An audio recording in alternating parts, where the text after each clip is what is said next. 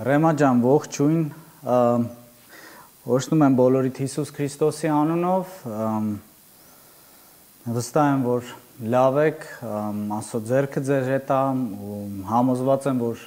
շուտով կհանդիպենք ու կարծում եմ, որ բոլորս էլ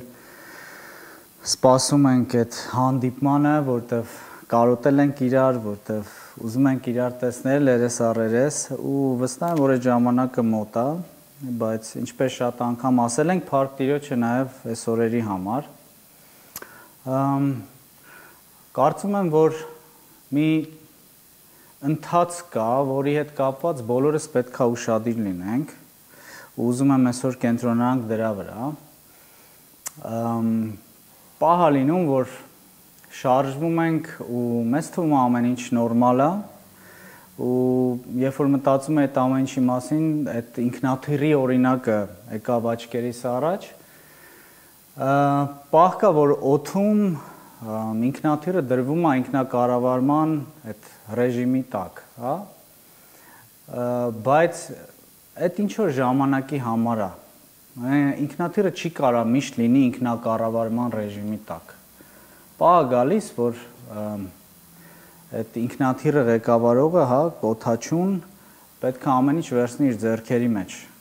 Հակառակ դեպքում կարող է աղետ լինել։ Ու այդ շատ լավ երևացել է որոշ դեպքերի ժամանակ, որոնք տեղի են ունեցել օդում, երբ որ օդաչուի գործոնը գնալով այսօր հանվում է, հա, ցավոք ավիավթարները գնալով ավելի շատանում են, որտեղ ի վերջո օդաչուի գործոնը շատ կարևոր է։ Ու հատկապես այդ երևում այն ժամանակ, երբ որ այդ ինքնակառավարման ուրեմն ռեժիմը չի աշխատում, երբ որ իսկ դա երբ չի աշխատում այն դեպքում, երբ որ արգելքների ենք հանդիպում, հա, երբ որ ինքնաթիռը արգելքների է հանդիպում, ու այդ դեպքում կարիք է լինում, որ օդաչուն ամեն ինչ վերցնի իր ձեռքերի մեջ, որպեսզի կարողանա խուսափել վթարից։ Ինչի համար եմ այս օրինակը բերում։ Մեր կյանքում էլ պահեր կա, երբ որ ամեն ինչ թվում է նորմալ է, բնականon է, ճիշտ է, այս մեկ էլ հանդիպում ենք արգելքների,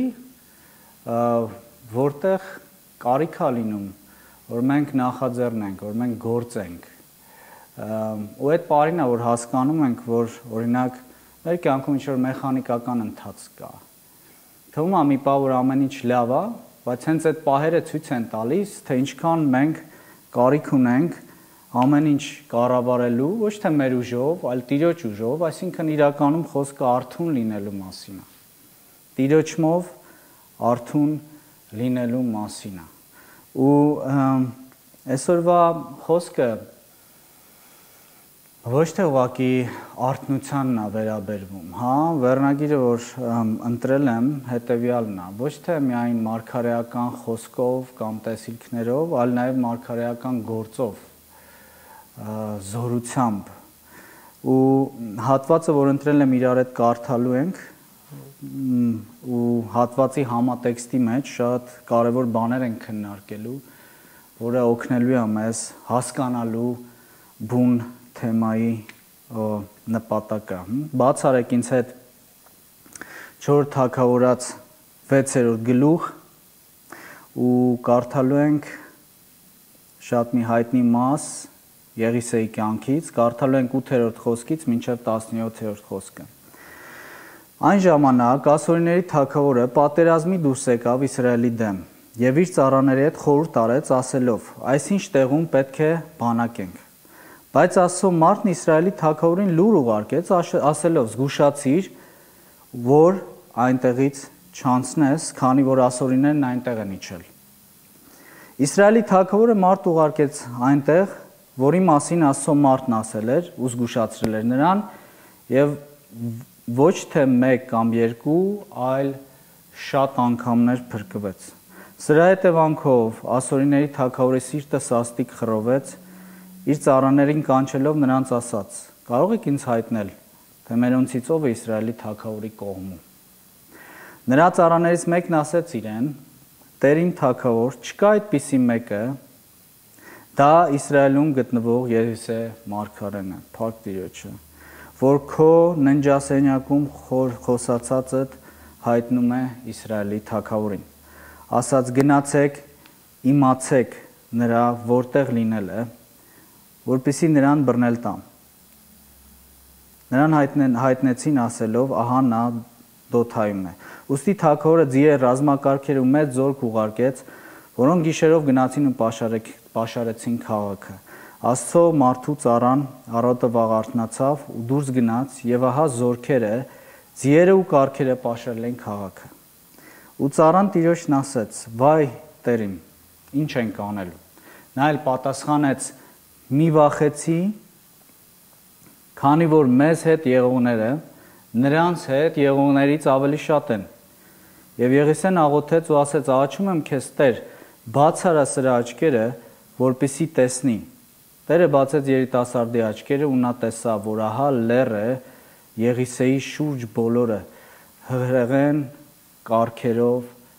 լեցում է։ Ամեն, ամեն։ Մինչև հատվածի համատեքստին անցնելը, կուզեմ մի քիչ խոսենք Եղիսեի մասին, Եղիայի մասին, Եղիսեն Եղիայի հետնորդներ։ Կուզեմ նաև հիշենք Մովսեսին, ասեմ ինչի։ Այս մարդիկ յուրահատուկ են եղել։ Շատ մարգարեներից անգամ տարբերվել են։ Մովսեսն էլ, Եղիան էլ, Եղիսեն էլ։ Մենք ունենք հին ուխտի փոքր ու մեծ մարգարեներին ու այս անձանցից յուրաքանչյուրը իրականում զորավոր ձևի ճիշտ ժամանակին, ճիշտ ձևով ծառայել էր Աստծուն, զգուշացնելով Իսրայելին, օգնելով, հանդիմանելով, Տիրոջ ճանապարհը ցույց տալով, իրանք խոսքի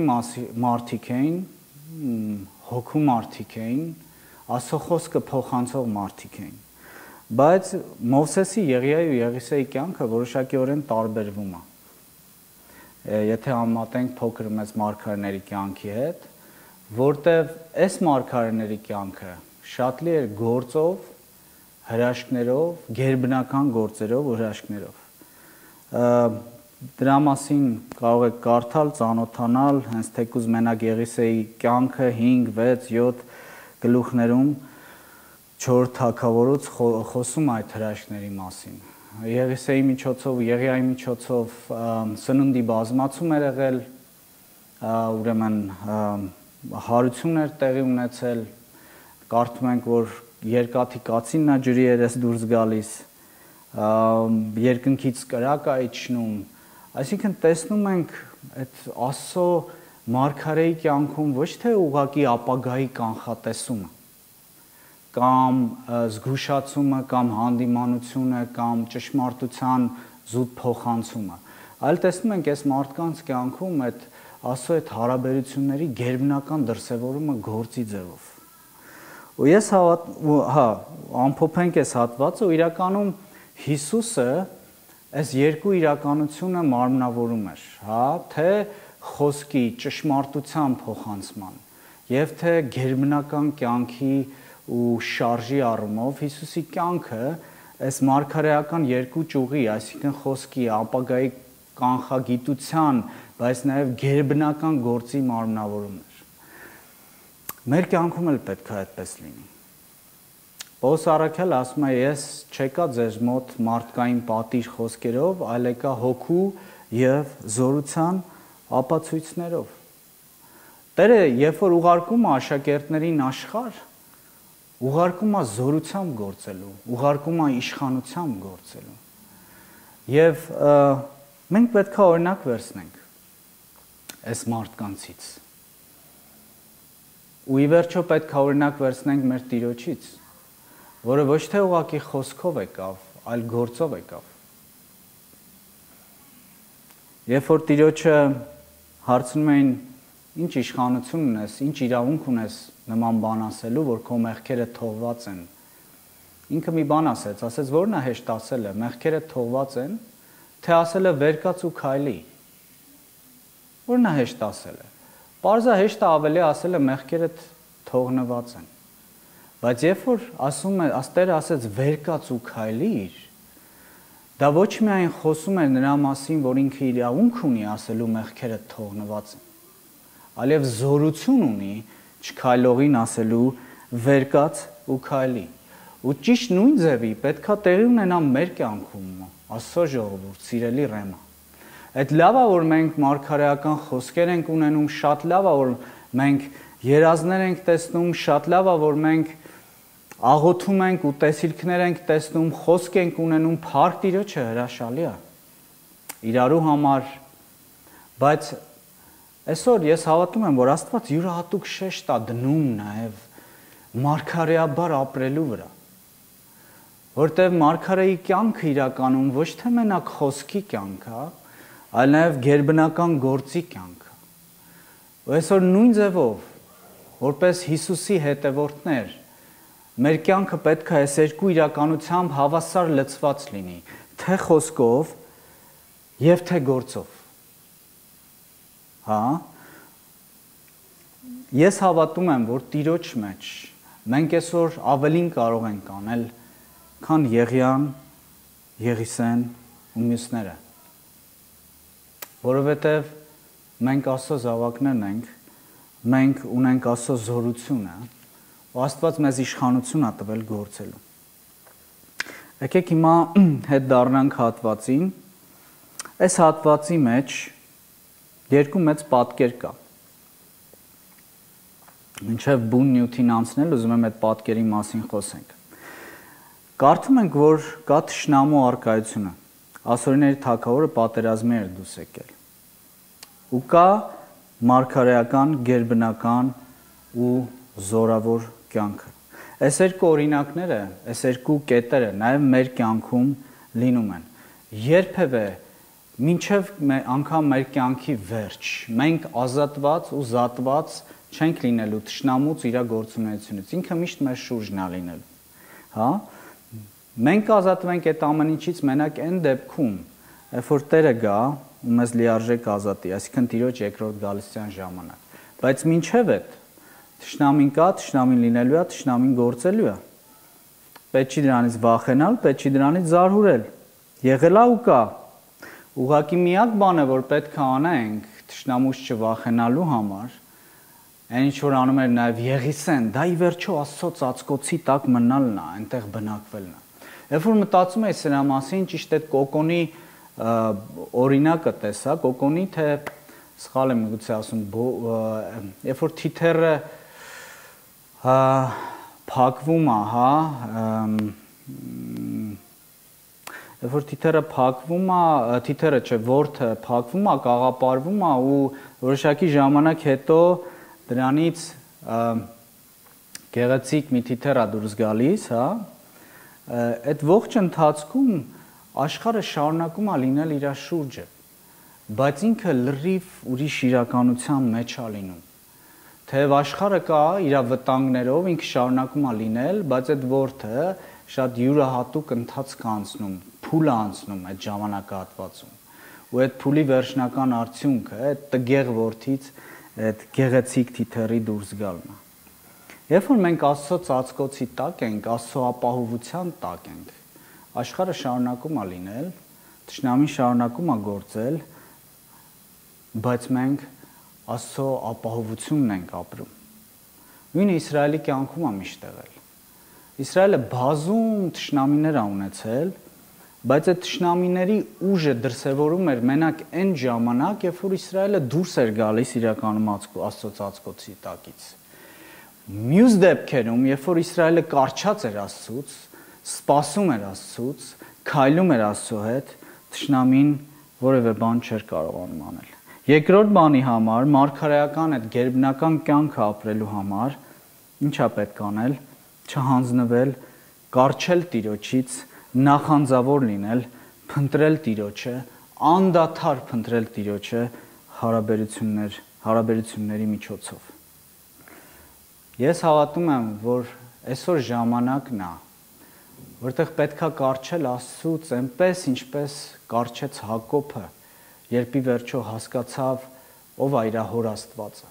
Հասկացավ, որ ինքը կարիք ունի, որ այդ Աստվածը լինի իր Աստվածը։ Աստծո ժողովուրդ, Այսօր այդ ժամանակն է։ Եկեք կարճենք Տիրոջից։ Մենք ուզում ենք գերբնականը, մենք ուզում ենք, որ մեր կյանքը լուսավորված լինի, փոփոխություն բերող լինի, զորավոր գործերով լինի, բայց դրա համար պետք է կարճել Տիրոջը։ Եկեք այսօր Հակոբի նման կարճենք Տիրոջից, ու ասենք մինչև 4-ից չենք թողնելու։ Աստված էլ է ուզում, որ մեր կյանքը լինի հրաշքներով։ Աստված էլ է դրանով անհանգստացած։ Հիմա, երբ որ նայում ենք Եղիսեի կյանքը, այն զորավոր ընթացքը, մեզ համար մի քանի կարևոր դիտարկումներ են անում։ Ինչ անել այդ մարգարեական հոգու մեջ շարունակաբար լինելու համար։ Ինչ անել Եղիսեի նման, մյուսների նման, ի վերջո մենք նոր ուխտի մարդիկ ենք, Պողոսի, Պետրոսի նման այդ գերբնական կյանք ունենալու համար, եկեք դիտարկենք այս հատվածը։ Նախ պետք է մնալ, նախ պետք է լինել, առաջի բանը, մենք մի կետ ենք իրականում քննարկելու իր ենթակետերով, ու ամենակարևոր բանը, որ պետք է անենք, որը տեսնում ենք նաև Եղիսեի կյանքում, դա այն է, որ Եղիսեն Աստծո հարթության մեջ էր։ Միայն նման պարագայում է, որ մեր կյանքում գործում է Տիրոջ զորությունը։ Միայն այդ պարագայում է, որ գործում է մեր կյանքում Աստծո գերբնական, այդ զորավոր դրսևորումը տեսնում ենք, հա, մեր կյանքում։ Երեք շատերը ասում են, այսօր կա 3D, կա 4D, կա 7D եւ այլն, հա, այդ հարթությունների մասին, երբ որ խոսում ենք, Աստծո հարթությունը այդ բոլորից ավելի բարձր է։ Ու այդ առումով որոշակիորեն կուզեմ շեշտ դնենք Աստծո տրանսցենդենտալության վրա, որ Աստված ի վերջո ամեն ինչից զատված է, անգամ իր արարչագործությունից, զատված այն առումով, որ շատ ավելի մեծ է, քան իր արարչագործությունը։ Եկեք լինենք Աստծո հարթության մեջ, ինչպես Եղիսեն էլ Աստծո հարթության մեջ։ Ու այս խոսքում կարդում ենք, որ ասորիների թագավորը չէր հասկանում, թե ինչա տեղի ունեն։ Կարդում ենք, որ Իսրայելի թագավորը բազում անգամ փրկվեց Եղիսեի զգուշացման պատճառով։ Ինչի՞։ Ինչպես էր դա տեղի ունեն։ Դա տեղի էր ունենում նրա պատճառով, որ Եղիսեն Աստծո հարթության մեջ էր։ Ու թեև այսօր Աստված ամբողջովին ներկա է, հա, թե մեր կյանքում, թե արարչագործության մեջ, բայց Աստված գործում է այլ մակարդակից, այլ հարթությունից։ Ու մենք որպես Աստծո զավակ պետք է լինենք այդ հարթության մեջ։ Աբրահամը այդ հարթության մեջ էր գործում, Աբրահամը այդ հարթությունից էր, այդ Աստծո այդ հարաբերությունից էր խոսում, որ ապահովությամբ, հանգստությամբ ու հանդարտությամբ Ղովտին ասեց գնա որտեղ ուզում ես։ Ընտրի ինչ տարածք որ ուզում ես։ Որտեղ ընտրես, ես դրա հակառակ ուղղությամբ կգնամ։ Ինչի, որտեղ Աբրահամը գիտեր, որ իր հարստությունը իրականում ոչ թե տեղի ու տարածքի մեջ է, այլ Աստծո մեջ է, Աստծո մեծության մեջ է, Աստծո ներկայության մեջ է։ Նույնը նաև մեր կյանքում պետք է լինի, եթե ուզում ենք գերբնական կյանքի դրսևորում ունենանք մեր կյանքում, ապա պետք է տեսնենք Աստծուն, ճանաչենք Աստծուն իր փառքի ու իր մեծության մեջ, այն հարթության մեջ, որտեղ ինքը գործ է անում, թե մեր հետ, թե մեզանից դուրս։ Աստծո հարթության մեջ լինել նշանակում է օրհնություն դառնալ ուրիշների համար, այսինքն կարողանալ նայել քեզանից դուրս։ Եղիսեն ապահով էր իր ու Աստծո հարաբերությունների մեջ, բայց Եղիսեն անդադար մտածում էր ուրիշների մասին, մտածում էր Իսրայելի թագավորի մասին, մտածում էր ազգի մասին, ու սրա մասին կարդում ենք խոսքում, հա, մի անգամ ասեցի նորից նշեմ, բայց Աստծո մարդը Իսրայելի թագավորին լուր ուղարկեց, ասելով զգուշացիր, որ այնտեղից չանցնես։ Ու ինչ են կարդում 10-րդ խոսքի վերջում, ոչ թե մեկ, այլ շատ անգամներ Իսրայելի թագավորը փրկվեց։ Ես հավատում եմ, որ այսօր դրսի վրա կենտրոնանալու ժամանակն է։ Եթե ուզում ենք, որ գերբնական այդ մարգարեական շարժը, զորությունը դրսևորվի մեր կյանքում, ասոք ու Աստծո զորության, մենք պետք է շատ լուրջ սիրտ ունենանք, մեծ սիրտ ունենանք այն բոլոր մարդկանց համար, որոնք շրջապատում են մեզ։ Ինչքանով է քո սիրտը անհանգստանում քո կողքի հարևանի համար, քո ընկերոջ համար, այն մարդկանց համար, ովքեր այսօր ապրում են խավարի մեջ, օգնության կարիք ունեն։ Իսրայելի թագավորը այնպիսի մեկը չէր, որ ամբողջ իր սրտով հետևում էր Տիրոջը իր ճանապարհներին, բայց Եղիսեն անչափ կարևոր էր համարում թե իրա, թե Իսրայելի ազգի փրկություն։ Մենք այսօր որպես Աստծո մարդիկ պետք է կարողանանք նայել մեզանից դուրս, մեր խնդիրներից դուրս, մտածել ուրիշների մասին։ Ինչպես Եղիսեն էր մտածում ուրիշների մասին։ Շատ անգամ ցավոք մենք մարդկանց նայում ենք արտաքին դրսևորումներից ելնելով։ Ու շատ անգամ ցավոք որոշում ենք, թե ինչ է արժանի այս մարդ։ Արժի իր հետ խոսել, թե չէ, արժի իր համար աղոթել, թե չէ։ Բայց Աստված լիովին ուրիշ կերպ է նայում։ Աստված ուզում է մեզ օրհնություն դարձնել։ Ու երբ որ խոսում ենք մարգարեական գերբնական շարժի մասին, մենք չենք խոսում ուղղակի մարգարեի պարգևով կամ կոչումով մարգարե լինելու մասին։ Մենք խոսում ենք նրա մասին, որ այդ շարժը, մարգարեական գերբնական շարժը, կենթանի Աստծո զորությունը պետք է դրսևորվի բոլորիս կյանքում։ Եվ որ Մովսեսին ասեցին, ոմանք կան այնտեղ ներքևում մարգարեանում են, եք Մովսեսի արձագանքը ո՞րն էր, երանի թե բոլորը մարգարեան։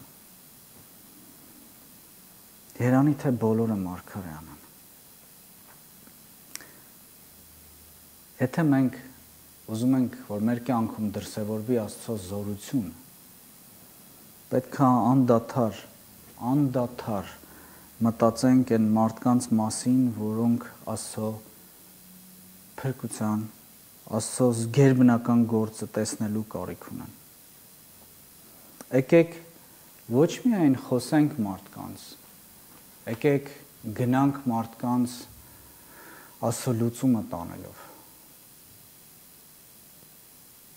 Քանի անգամ ես աղոթել հիվանդ հարևանիդ համար։ Քանի անգամ ես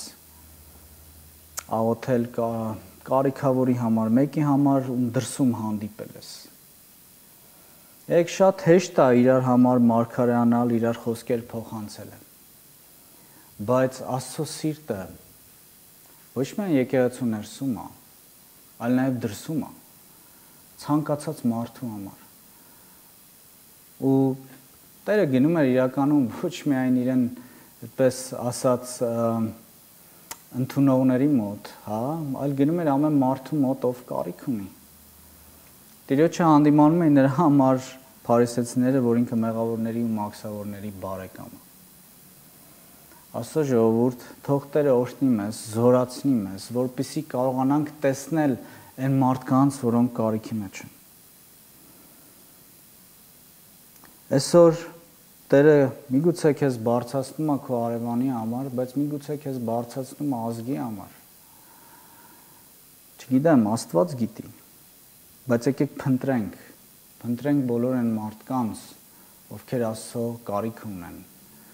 ու Աստված հաստատ գերբնական ձևով մեզ կօգտագործի։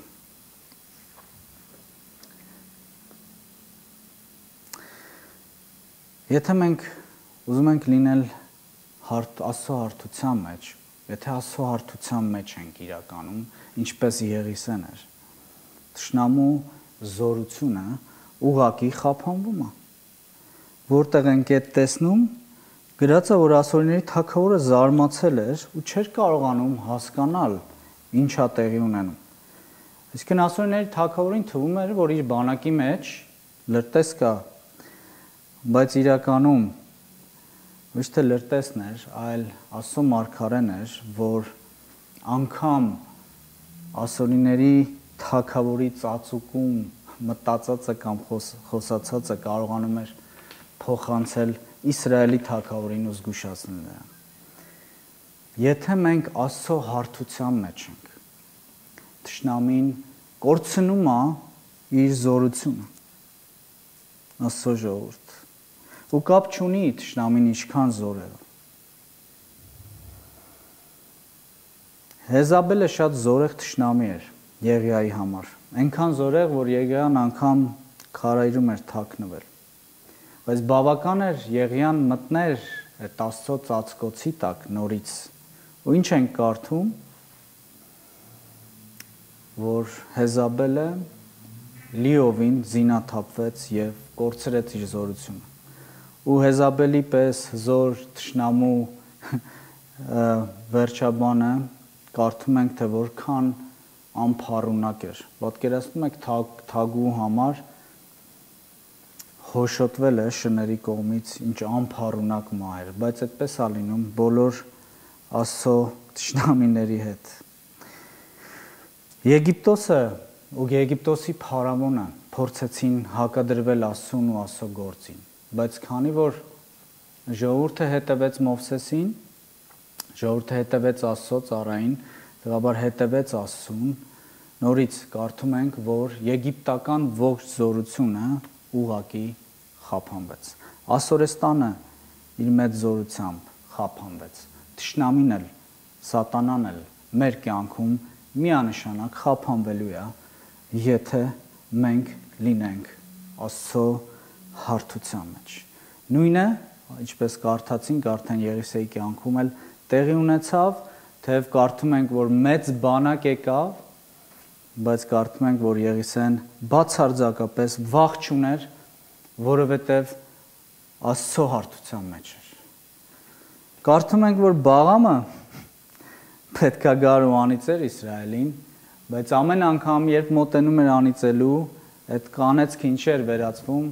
օրհնության էր վերածվում։ Ինչ թշնամի ունես դու։ Ինչից ես վախենում։ Իրականում չկա վախ, եթե դու շոշափելի ձևով ապրում ես Աստծո ծածկոցը, Աստծո զորավոր ներկայությունը։ Այդ դեպքում է, որ դու ու ես ազատված ենք ամեն տեսակի վախից։ Փառք Տիրոջը։ Երբ որ մենք Աստծո հարթության մեջ ենք, ինչպես Եղիսեն, մենք կարողանում ենք տեսնել անտեսանելի։ Եղիսեի ծառան նայում էր չէր տեսնում, բայց Եղիսեն տեսնում էր։ Կարդում ենք 15-ից Աստծո մարդու ծառան առավոտը վաղ արթնացավ ու դուրս գնաց եւ ահա զորքերը, ձիերը, կառքերը պաշարել էին քաղաքը։ Ու ծառան Տիրոջն ասեց. «Վայ Տերին, ինչ ենք անելու»։ Նա պատասխանեց. «Մի վախենա, քանի որ մեզ հետ եղողները նրանց հետ եղողներից ավելի շատ են»։ Եվ Եղիսեն աղոթեց ու ասաց. «Աղաչում եմ քեզ, Տեր, բաց արա սրա աչքերը, որպեսզի տեսնի»։ Տերը բացեց երիտասարդի աչքերը ու նա տեսավ, որ ահա լեռը Եղիսեի շուրջ բոլորը հրեղեն ձիերով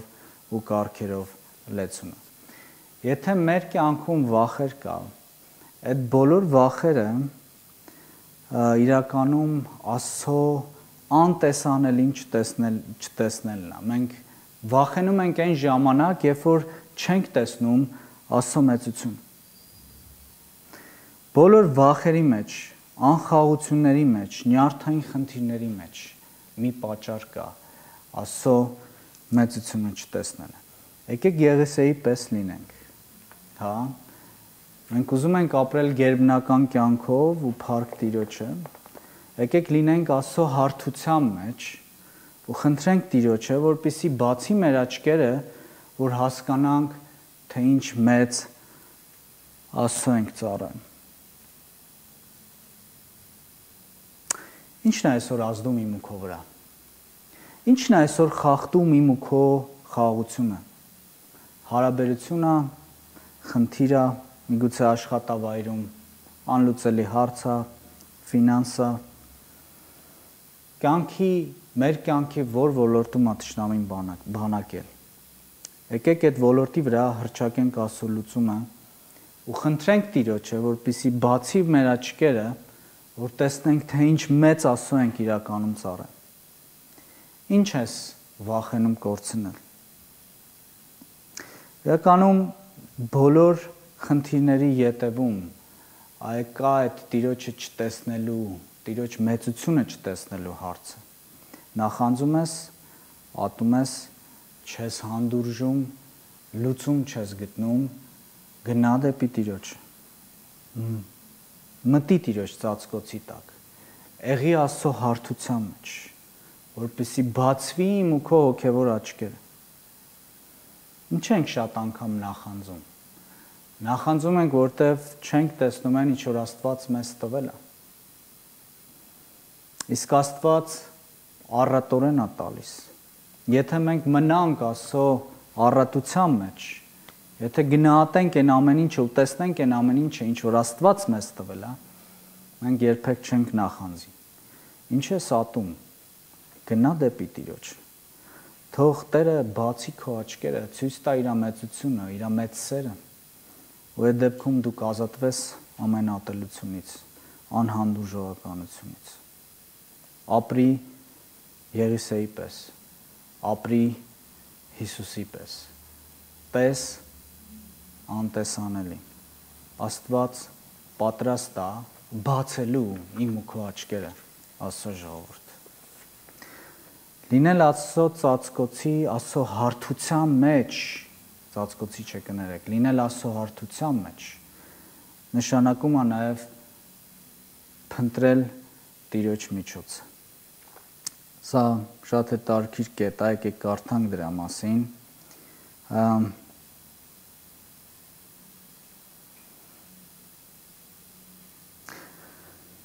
Իսրայելի թագավորը նրանց տեսնելով Եղիսեին ասեց. «Հայր իմ, չէ, կներեք, եկեք 18-ից կարդանք։ Ձիերը ու կառքերը, հրեղեն ձիերով ու կառքերով լեցուներ լեռը, երբ նրանք մոտեցան, նա աղոթեց Տիրոջը, ասեց. աղաչում եմ այս ժողովրդին կուրությամբ հարվածիր, եւ Եղիսեի խոսքի համաձայն Տերը նրանց կուրությամբ հարվածեց, եւ Եղիսեն նրանց ասեց. ճամփան սա չէ ու քաղաքը սա չէ, հետևեք ինձ, որպեսզի ես ձեզ տանեմ այն մարդու մոտ, ում փնտրում եք։ Եվ նրանց Սամարիա տարավ։ Ու այնպես պատահեց, որ երբ եկան Սամարիա, Եղիսեն ասեց. Տեր, բաց արա սրանց աչքերը, որպեսզի տեսնեն։ Տեր նրանց աչքերը բացեց եւ տեսան, որ ահա Սամարիայում են։ Այս հատվածի վրա ուշադրություն դարձրեք, 21-րդ խոսքը Իսրայելի թագավորը նրանց տեսնելով Եղիսեին ասեց. Հայր իմ, հարվածեմ, ասաց. պետք չէ հարվածես նրանց։ Միթե դու հարվածում ես նրանց, որոնք քո սրով ու աղեղով գերի ես վերցրել։ Նրանց առաջ հաց ու ջուր դիր, որպեսզի ուտեն ու խմեն ու վերադառնան իրենց Տիրոջ մոտ։ Նրանց համար մեծ հացկերույթ պատրաստեց, կերան, խմեցին, հետո նրանց արձակեց, նրանք գնացին իրենց Տիրոջ մոտ, ասորիների գնդերն այլևս Իսրայելի երկիրը չեկան։ Լինել Աստծո հարթության մեջ նշանակում է փնտրել Տիրոջ միջոցը, ոչ թե մեր արդարությունը, ոչ թե մեր միջոցը, մեր տրամաբանությունը, մեր ջանքը, այլ Տիրոջ լուծումը։ Պահը գալիս, երբ որ հարցեր ուզում ենք լուծել մեր ուժով, երբ որ հարցեր ուզում ենք լուծել մեր իմաստությամբ, մեր գիտությամբ, այդ դեպքում ցավոք մենք չենք փնտրում Տիրոջ միջոցը։ Աստված միշտ իր ելքը ունի։ Ու կարևոր է, եթե ուզում ենք տեսնել գերբնական լուծում մեր կյանքում, ուզում ենք տեսնել Աստծո զորությունը մեր կյանքում, այդ Աստծո միջոցը փնտրելը շատ կարևոր է։ Անչափ կարևոր է Աստծո ժողովուրդ։ Աստված երբեք մարդկային ջանքով ու զորությամբ չլուծեց որևէ հարց։ ու Իսրայելը անընդհատ պատերազմների մեջ, խնդիրների մեջ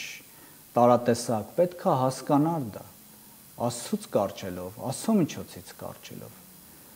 Երբ որ Իսրայելը լուծումը տեսնում էր բանակի մեջ, Աստված տեսնում էր 300 մի հոգու միջոցով։ Իսրայելը տեսնում էր, չգիտեմ, այդ դարպասը Երիքովի ջարդելու մեջ, Աստված տեսնում էր ընդամենը 7 անգամ դրա շուրջ պտտվելու մեջ։ Երբ որ Իսրայելի թագավորը տեսնում էր լուծումը արճակատման մեջ, հա, ինչպես հատվածում կարդում ենք, հա, որ պատերազմի հոտ էր գալիս, այդպիսի իրավիճակ էր, Եղեսեն ընդամենը կուրացրեց զորքին։ Աստծո միջոցը միշտ լավագույնն է։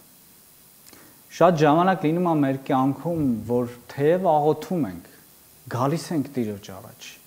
ասում ենք Տեր օգնի մեզ, բայց ցավոք կարճ ժամանակ հետո մարդկային քայլեր ենք անում։ Կարծում եմ բոլորիդ հետ եղել է, մանավանդ կոնֆլիկտների առումով, հա, որ մեկի հետ հարց ունեք, աղոթում եք, ասում եք Տեր, խնդրում ենք օգնի, պես մարդու հետ հարցը կարողանանք լուծենք, իմ սիրտը շտկի, Իրանը շտկի, բայց կարճ հենց աղոթքից հետո անմիջապես սկսում ենք մտածել, հարց ու պատասխան ենք դնում մեր մտքի մեջ, հա, ինքը էսպես կասի, ես էսպես կասեմ, ու ցավոք, երբ որ աղոթելուց հետո մարդկային քայլեր ենք անում, նաև լուծում չենք կարողանում գտնել։ Եկեք, երբ որ աղոթում ենք Աստծուն, փնտրենք Աստծո լուծումը։ Ու այդ Աստծո լուծման մեջ մնալը, Աստծո լուծումը փնտրելը, այո, դժվար է, բայց անչափ կարևոր է։ Ու գերբնական կյանքի, գերբնական ընթացքի այդ գրավականներից մեկն է։ Ինչ ես անում այսօր, հալածվում ես միգուցե չարախոսում ես, փնտրի Տիրոջ լուծումը։ Այսօր եթե ատելություն կա քո շուրջը, փորձի սիրես։ Գիտեք, ես այսօր նույն այս գերբնական կյանքի, այս ամբողջական, այս մարգարեական Աստծո հոգով առաջնորդվելու, այս լեցունության կարիքը կարծում եմ բոլորս ունենք։ Բոլորս ենք դա փնտրում։ Բոլորս ուզում ենք Աստծո հարթության մեջ լինել։ Ու ամեն մեկս ինչ որ կոնկրետ հարցի, կոնկրետ խնդրի, կոնկրետ թշնամու հետ առերեսվում։ Եկեք լինենք Աստծո հարթության մեջ, ինչպես Եղիսեն էր Աստծո հարթության մեջ։ Եկեք նայենք մեր անձից դուրս, ինչպես Եղիսեն էր նայում իր անձից դուրս, օրհնություն դառնանք ուրիշների համար։ Եկեք փնտրենք անտեսանելին, Աստծո ժողովուրդ։ Եկեք լինենք Աստծո հարթության մեջ, որպեսզի խափանվի թշնամու ողջ զորությունը։ Ու եկեք ի վերջո փնտրենք Տիրոջ միջոցը, Տիրոջ լուծումը, եթե ուզում ենք գերբնական շարժ տեսնել, եթե ուզում ենք Աստծո զորավոր առաջնորդությունը տեսնել մեր կյանքում։ Այսօր ոչ միայն խոսքի ժամանակ է, Աստծո ժողովուրդ, այսօր գործի ժամանակ է։ Ու ինչպես սկզբում ասացի, Հիսուսի ողջ ծառայությունը մարմնավորում էր այս խոսքը եւ գործը որպես մեկ։ Մեր կյանքում էլ ոչ միայն խոսքով պետք է լինի, այլ գործով պետք է լինի։ Այն Աստված, որ զորավոր ձևով գործում էր Եղիսեի կյանքում, նույն ձևով ուզում է գործել նաև իմ եւ քո կյանքում։ Մենք ոչ միայն պակաս չենք, այլ այսօր Հիսուսի մեջ ավելին ունենք, Աստծո ժողովուրդ։ Ու Աստված կանչում է մեզ այդ ավելին ապրելու։ Եկեք Հակոբի պես, ինչպես խոսեցինք, արդեն կարճենք Տիրոջից, ասենք Տեր, մինչև չորտնես չենք թողելու։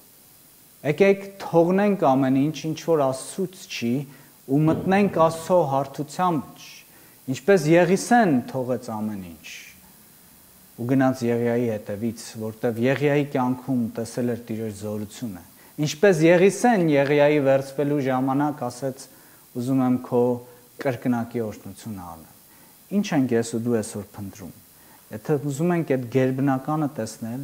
եթե փնտրում ենք այդ գերբնականը մեր կյանքում, եթե զգում ենք այդ գերբնականի պակասը մեր կյանքում,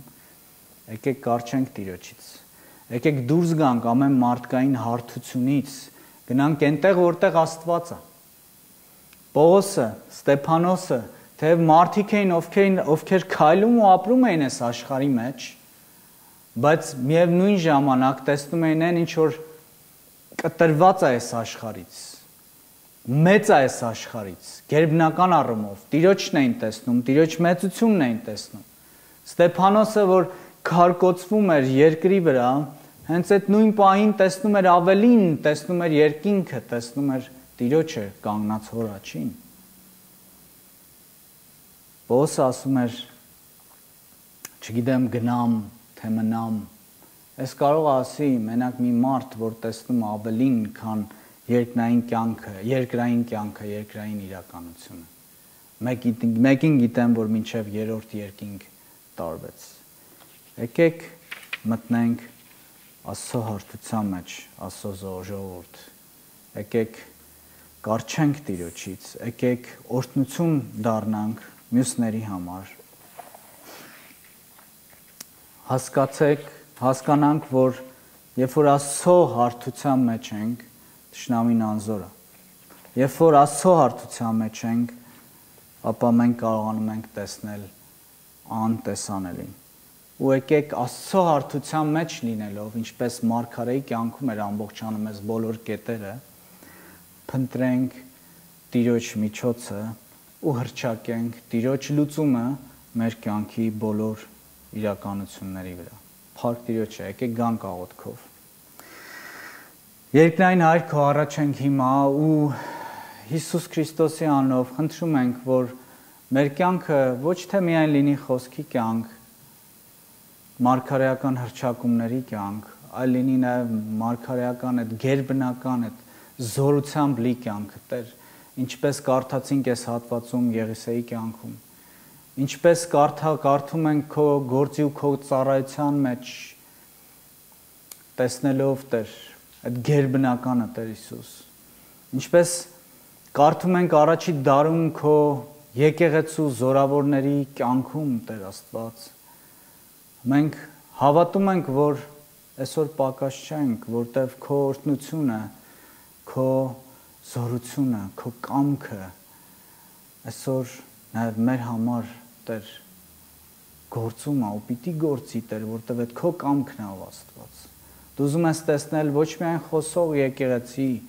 խոսող մարդկանց, ուզում ես տեսնել հետևորդների, Տեր։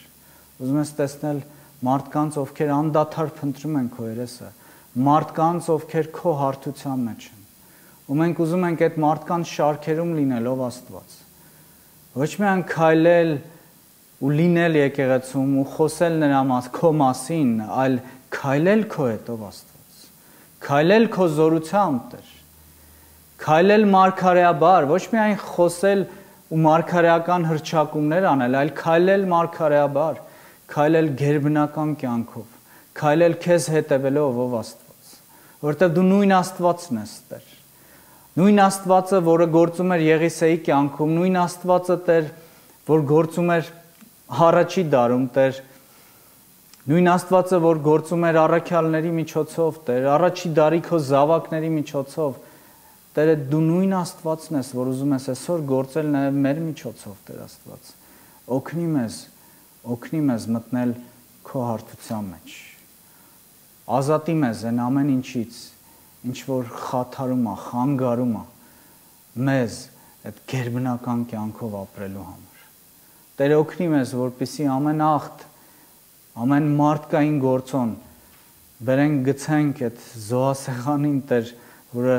կայրվի քո կրակով, որպեսզի սպառազինվենք, առնենք այն ամեն ինչը, ինչ որ դու մեզանից յուրաքանչյուրի համար ունես, Տեր։ Օգնի մեզ, որպեսզի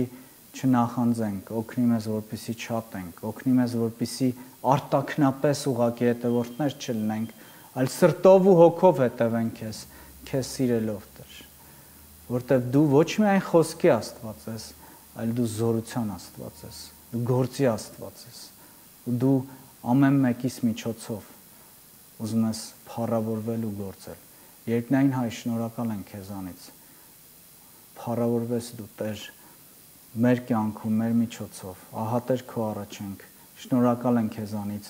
Հիսուս Քրիստոսի անունով քեզ փառք ենք տալիս։ Ամեն։